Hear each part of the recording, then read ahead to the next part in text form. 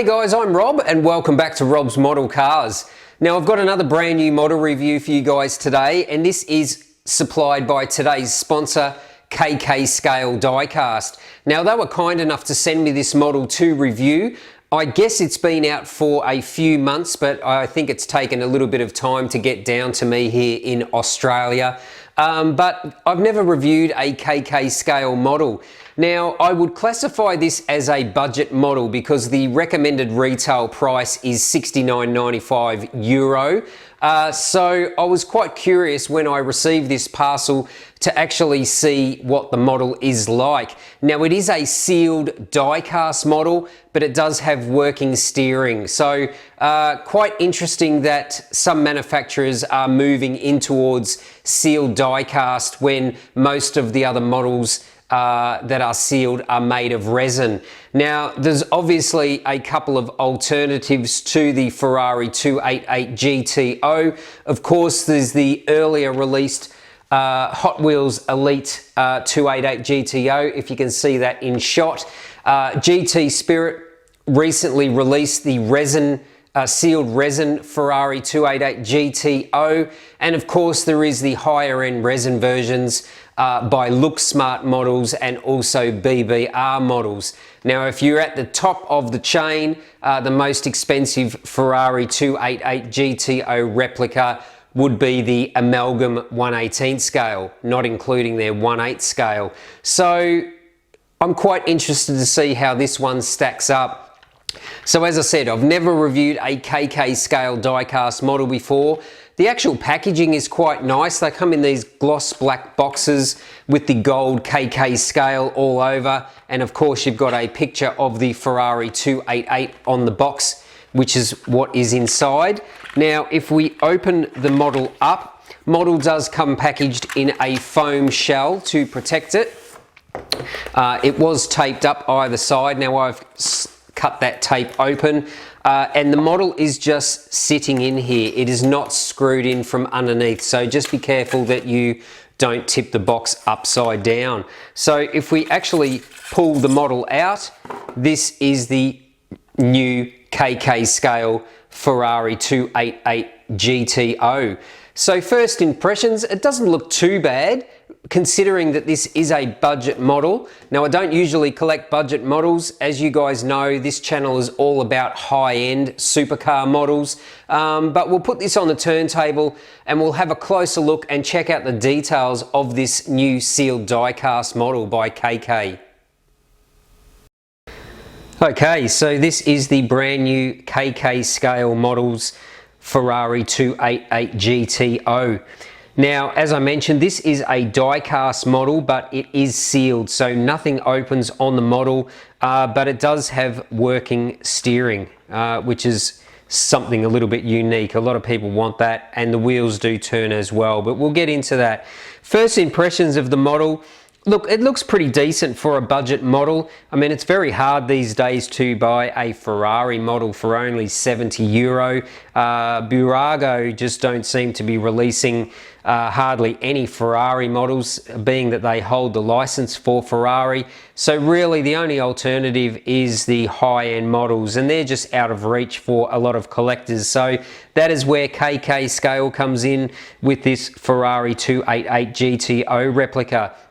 Now, they are releasing more Ferrari models. I believe they've just released a 328 GTS Ferrari, so make sure you go and check out KK Scale models and just keep an eye on what they're releasing. Oh, I think they also released a Testarossa model as well. So, but let's have a bit of a closer look at this model. So first things I'd say, overall the paint is reasonably good. It's pretty consistent throughout. It's nice and shiny. I have noticed that the engine cover is a slightly different red color, but that's because that piece is plastic and the rest of the model is die cast. Now, as I said, it is a sealed model, so nothing opens, but let's get into the details of the model. So in the front, the actual driving lights, I think they've done a pretty good job on those, on the quad lights, the two either side. Obviously no open grills in the front, you've just got your black grille, but you do have a nice chrome Ferrari horse on the front. Now, if we have a look, obviously it's got the number plate on the bottom there. The bumper bar is just in a matte black color. You've got a little Ferrari decal on the nose, so no photo etch badge there. And you'll also notice that the front grills of the model are sealed, so no open grills there. Now you do have a little turn signal on the side of the front guards, and you've also got the Ferrari Cavallino decals either side on the model. They don't look too bad. Mirrors, I think, are just out of plastic. The colour looks okay on those, and the material is okay. It is reflective in behind there, and it does the job. Now the windscreen wipers on the front of the model are just plastic, and the plastics that they use for the windows are pretty clear. There's not a lot of distortion in there, but they are not as clear as a high-end resin model, obviously. But again, they do the job for a model of this price point. Now, one thing I did notice with this model was the actual fitment of the front windscreen. So you can probably see it on camera. You can see a little bit of a gap through here, and you can see some of the adhesive that they use to glue the window in. It's like that on both sides, so you can see there's some marks on the black pillar here, some glue marks as well. So that could be a little bit better, but again, all models are built to a certain price point, and those sort of things start to show on a model, on a budget model like this. So yeah, windows are not too bad. You do have your black window frames on there. They are molded into the plastic. It is quite thick plastic on there. It's not thin like a resin model, so you should have no issues with the windows on this model over time. Now, one thing I noticed on this model, it actually looks quite narrow through the side compared to my Hot Wheels Elite model. So I may do a video of this one side by side with the Hot Wheels Elite, just to do a little bit of a comparison. The front proportions of the nose look okay, but it just seems to look a little bit thin through the middle of the body, but we'll do a comparison video in the not too distant future. Now you do have your Pininfarina badges on the side, on the lower sills here. You've got your little black key lock and your little black door handle as well, and you've got a little fuel flap on this side here. You can see the one on this side, obviously a separate piece, and I can actually get my fingernail under that. That was not glued in there properly at all. So another little fitment issue with the model there. Now obviously the famous GTO gills are on the back of the model here. Again, these are sealed, they're not open, but they do look okay. And if we move to the back of the model, decent job on the tail lights on the back. You've got your little black bumperettes either side, and you do have your little GTO badge and your black Ferrari horse.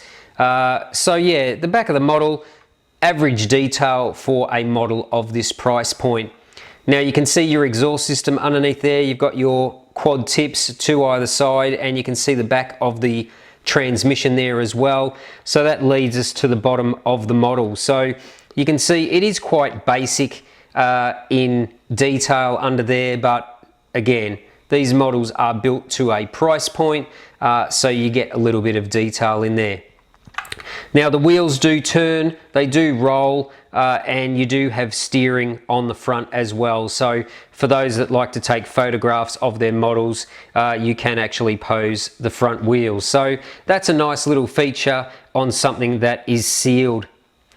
Now let's talk about the wheels. I've mentioned maybe about the stance. I think the stance of this model, it sits a little bit too high.